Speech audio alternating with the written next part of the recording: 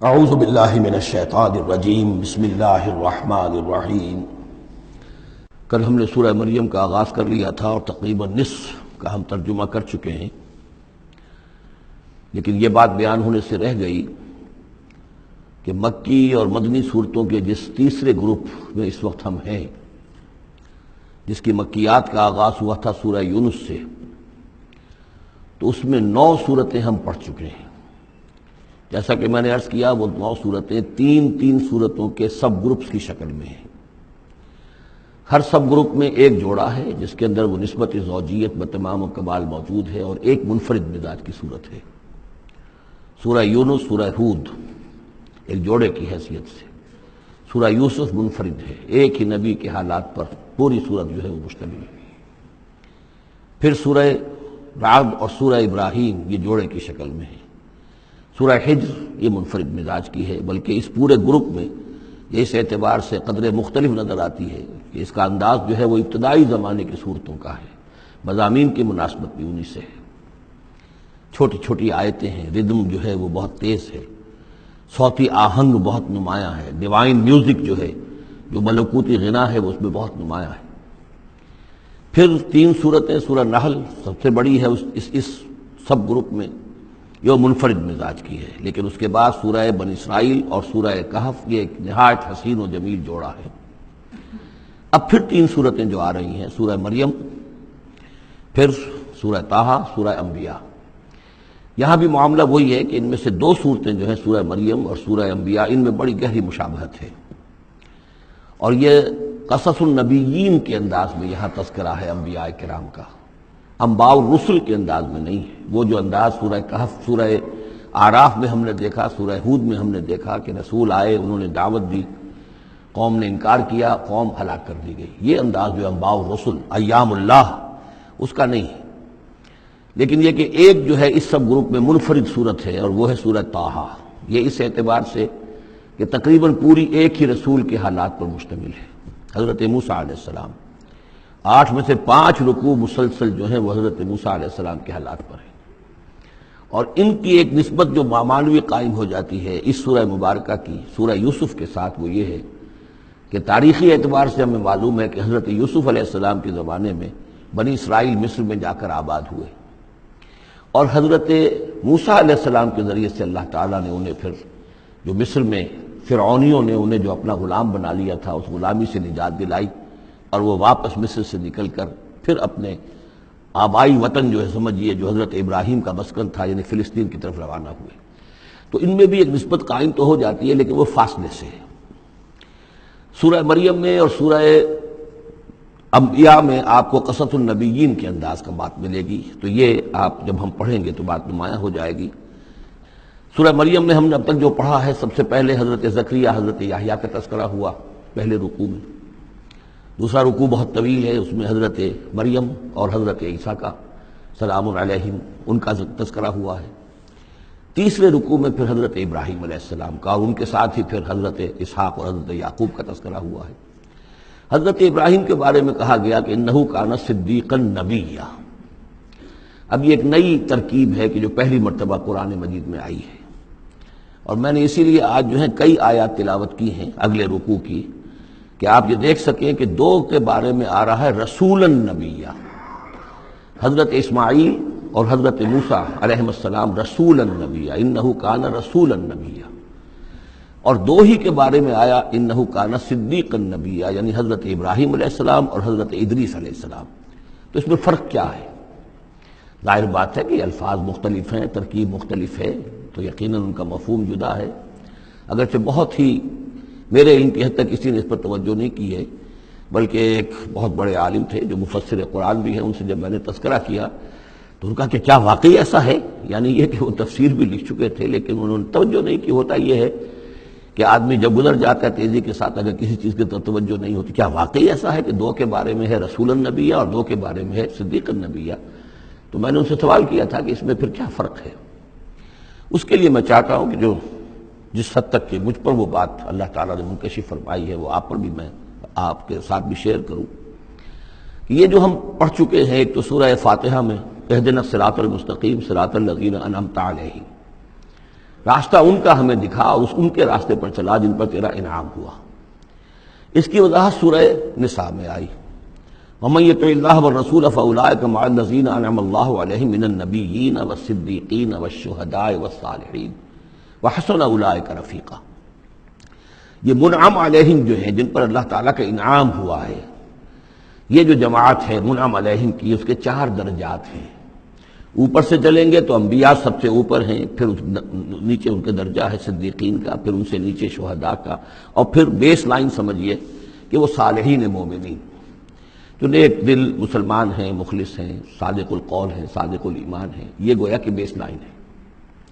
نیچے سے چلیں گے تو اس بیس لائن سے اگر کوشش ترقی کرے گا تو پھر درجہ اس کے لیے کیا ہے؟ شہادت کا ہے، اس کے اوپر ایک درجہ صدیقیت کا ہے، اور یہ آخری درجہ ہے، اس لیے کہ اس سے آگے نبوت کا جو درجہ ہے وہ اکتسابی نہیں ہے، وہ تو وہمی ہے، اور وہ دروازہ بھی اب بند ہو چکا، وہ ہمیشہ کے لیے وہ آؤٹ آف باؤنڈز ہے، اب نوع انسانی کے لیے وہ نبوت کا دروازہ بند ہو چکا۔ اس صدیقین اور شہداء کے درمیان کیا فرق ہوتا ہے، اس کو اب سمجھ لینا چاہیے، اور اس کو جدید سائیکالوجی کی 2 اصطلاحات کے حوالے سے آپ بڑی آسانی سے سمجھ سکیں گے۔ اللہ تعالیٰ نے عام طور پر انسانوں کو 2 مختلف مزاجوں پر بنایا ہے، ایکسٹروورٹس، انٹروورٹس۔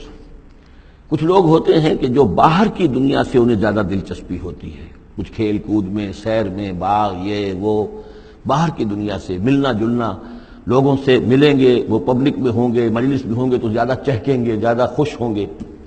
کچھ لوگ برعکس مزاج کے ہوتے ہیں، وہ دروبین قسم کے لوگ ہوتے ہیں، انٹروورٹس۔ وہ اپنے خیالات ہی میں مگن رہتے ہیں، غور و فکر کرتے ہیں، سوچ بچار کرتے ہیں، انہیں تنہائی زیادہ پسند ہوتی ہے، تنہائی میں وہ زیادہ خوش رہتے ہیں۔ تو یہ ایکسٹروورٹس اور انٹروورٹس 2 مزاج ہیں بنیادی طور پر، اللہ تعالیٰ نے بنائے ہیں مختلف مزاج جو ہیں۔ اور ایک ہوتی ہے تیسری ایک کیفیت کہ جس میں یہ دونوں چیزیں بڑے توازن کے ساتھ ہو، ایمبیورٹ۔ یہ بہت شاذ ہوتا ہے، بہت شاذ ہوتا ہے، بہت کم لوگ ہوتے ہیں دنیا میں کہ جو واقعتاً اس میں توازن قائم کر سکیں، یا ادھر کا رجحان ہوگا یا ادھر کا رجحان ہوگا۔ تو جو یہ انٹروورٹس ہوتے ہیں، جو غور و فکر کرتے رہتے ہیں، ان کے اندر جو ہے وہ یوں سمجھیے کہ فطرت کی جو اصل حقائق ہیں وہ کچھ زیادہ محفوظ رہتے ہیں ان کے غور و فکر کی وجہ سے۔ پھر وہ کائنات کے بارے میں بھی سوچتے ہیں، تو اس کائنات کی تمام آیات الہیہ بھی گویا کہ ان سے ہم کلام ہوتی ہیں، اشارے کرتی ہیں۔ یہ وہ لوگ ہوتے ہیں کہ جن تک گویا کہ وہ حقائق از خود روشن ہو چکے ہوتے ہیں ان تک، کہ جیسے ہم نے سورہ فاتحہ پڑھتے ہوئے کہا کہ کچھ لوگ ہوتے ہیں اپنی فطرت سلیمہ اور عقل سلیم کی رہنمائی میں یہاں تک تو پہنچ گئے کہ اللہ کو پہچان لیا، آخرت کو پہچان لیا، یہ بھی سمجھ لیا کہ اللہ ہی کی بندگی کرنی چاہیے، کیسے کریں یہ پتہ نہیں، اہدنا الصراط المستقیم، اب وہ راستہ مانگتے ہیں کہ ہمیں راستہ دکھا۔ یہ صدیقین ہوتے ہیں، اور ان کی شان یہ ہوتی ہے کہ جیسے ہی کسی نبی کی دعوت ان کے کان میں آتی ہے وہ ایسے لپک کر قبول کرتے ہیں کہ گویا کہ منتظر بیٹھے تھے، جیسے کوئی شخص وضو کر کے بیٹھا ہوا کہ بس اذان کی آواز آئے اور میں چلوں، اتنا ہی ہوتا ہے۔ اسی لیے حضور نے فرمایا ابو بکر رضی اللہ تعالیٰ عنہ کے بارے میں کہ میں نے جس کے سامنے بھی ایمان کی دعوت پیش کی اس نے کچھ نہ کچھ توقف ضرور کیا، سوائے ابو بکر کے، ایک لحظے کا توقف نہیں کیا، گویا کہ وہ تو تیار بیٹھے ہوئے تھے۔ البتہ جو ایکسٹروورٹس ہوتے ہیں وہ چونکہ ان کی توجہ نہیں ہوتی حقائق کی طرف، وہ دنیا میں مگن ہیں، کھیل کود میں ہیں، شکار میں ہیں، کشتیوں میں ہیں، ہنسی مذاق میں ہیں، گفتگوؤں میں لگے ہوئے ہیں، تو انہیں کچھ زیادہ غور و فکر کی ان کے اندر جو ہے طبیعت کے اندر میلان نہیں ہوتا اس کا، لہذا انہیں دیر لگ جاتی ہے نبی کی دعوت کو سمجھنے میں، اس کی طرف متوجہ ہونے میں۔ لیکن یہ ہے کہ جب ان کا توجہ ہو جاتی ہوتی بھی عام طور پر جذباتی انداز میں ہوتی ہے، لیکن جب ان کی توجہ ہو جائے جذباتی انداز میں تو پھر یہ ہے کہ وہ چونکہ ہوتے ہیں ایکٹیو زیادہ ہوتے ہیں، لہذا وہ اپنی فعالیت کی وجہ سے آگے نکل جاتے ہیں، بظاہر وہ صدیقین سے آگے نکل جائیں گے فعالیت کی وجہ سے، اس لیے کہ وہ فعال زیادہ ہیں۔ اب اس کی مثال حضرت عمر ہیں، حضرت حمزہ ہیں رضی اللہ تعالی عنہما، 6 سال لگ گئے۔ حضرت عمر کے بارے میں تو آپ کہہ سکتے ہیں کہ سب کوئی گھرانہ مختلف تھا، وہ بنو عدی میں سے تھے، حضور بنو ہاشم میں سے تھے، لیکن حضرت حمزہ کو کیوں دیر لگ گئی؟ 6 سال، سگے چچا ہیں، دودھ شریک بھائی ہیں، ساتھ کے کھیلے ہم جولی ہیں، نہایت محبت کرنے والے حضور سے، اور اسی کیفیت کے اندر وہ ایمان لائے کہ ایک روز آئے باہر سے، شکار کھیل کر آ رہے تھے، کئی دن باہر رہے تھے، واپس آئے تو ابھی گھر میں داخل نہیں ہوئے تھے، لونڈی نے کہا کہ آج تو ابو جہل نے بڑی گستاخی کی ہے آپ کے بھتیجے کے ساتھ، اور بس یہ سنتے ہی آگ بگولا ہو کر گئے ہیں، کمان جا کے ماری ابو جہل کے سر میں کہ تم نے یہ کیا ہے، اور اسی وقت کا اچھا میں اس پر ایمان لایا، آؤ کرو مقابلہ تم، یہ ان کے ایمان کا معاملہ ہے۔ تو یہ اب یہ حمزہ ہے، اس طرح حضرت عمر ہے، چلے تھے حضور کو قتل کرنے کے ارادے سے، لیکن اپنی بہن کے اندر جو دیکھی، اس کے اندر یہ کہاں سے اتنی استقامت آ گئی کہ بھائی جان چاہے آپ ہمیں قتل کر دیں، جان سے مار دیں، لیکن اب یہ جو دین ہم نے قبول کیا اس کو ہم چھوڑنے والے نہیں ہیں۔ بہنوئی کو تو مار مار کے لہو لہان کر دیا تھا سعید بن زید کو، بہن کو بھی مارا ہے، لیکن پھر اچانک بدل گئے۔ پھر وہی عمر جو ہے جو تلوار ننگی لے کے چلا تھا قتل کرنے کے ارادے سے، گردن میں تلوار حمائل کیے ہوئے، جیسے غلام ہوتے ہیں، ان کے ہاں غلاموں کا رواج یہ تھا، ان کی تلواریں گردنوں میں حمائل ہوتی تھی، وہ آ رہا ہے اور ایمان لا رہا ہے۔ تو یہ ہے شہداء، صدیقین اور شہداء۔ تو اب مزاج جو ہے انبیاء میں بھی آپ کو ملے گا، کچھ لوگوں کا مزاج شہداء سے مناسبت رکھتا ہے۔ حضرت اسماعیل کا آپ نے سنا ہوگا، یہ واقعات قصوں میں آتے ہیں، وہ شکار جیسے کہ حضرت حمزہ کی کیفیت ہے، وہ نکل جاتے تھے۔ حضرت ابراہیم 2 مرتبہ گئے ہیں، ملاقات ہی نہیں ہوئی، اس لیے کہ وہ اپنے شکار پر نکلے ہوئے تھے۔ اس طرح کا معاملہ حضرت اسماعیل کا تھا۔ حضرت موسیٰ بھی جلالی مزاج کے آدمی تھے، ایک آدمی کو مکہ مارا ہے اور اس کی جان نکال دی ہے۔ حضرت ابراہیم وہ دوسری قسم، وہ صدیق النبی، ان کے مزاج جو ہے وہ اس نوعیت کا، صدیقیت کے ساتھ مناسبت رکھنے والا۔